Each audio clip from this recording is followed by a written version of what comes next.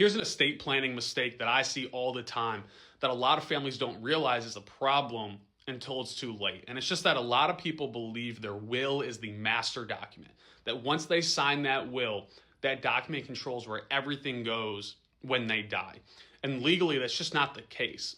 A will only controls assets that are actually a part of your probate estate. And that distinction really matters because certain assets pass outside of probate entirely. So think life insurance, retirement accounts, POD, payable on death bank accounts. Those assets transfer by contract, not by will. So whatever your contract says with that entity, the bank, the life insurance, that's how it's going to pass.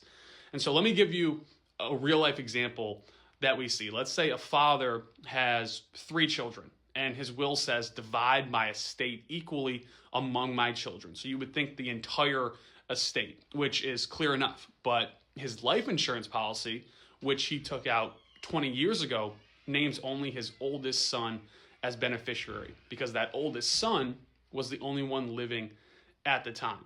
And then the father dies and the family assumes the policy gets split 3 ways because that's what the will says, right? We're going to follow the will no matter what. But that's not how it goes. And why is that not how it goes? Because the life insurance company is not reading the will. They're only reading the beneficiary designation that's laid out in their contract with you as an individual. And so that contract controls. And that means one child gets the entire life estate policy, even though the will says otherwise. And that's not a loophole that just protects that child.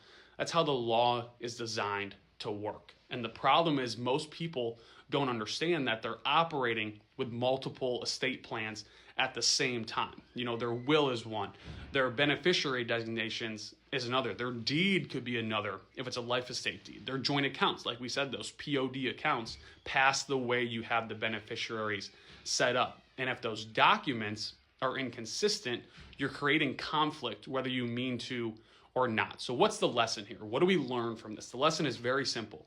Estate planning is not just about having documents written up and really easy, 4 documents, get them out. It's about making sure all the documents are coordinated because when they're not, the law doesn't care about what you meant. It just cares about what you signed and what you contracted. So make sure you have everything organized, everything set up, and everything tied together.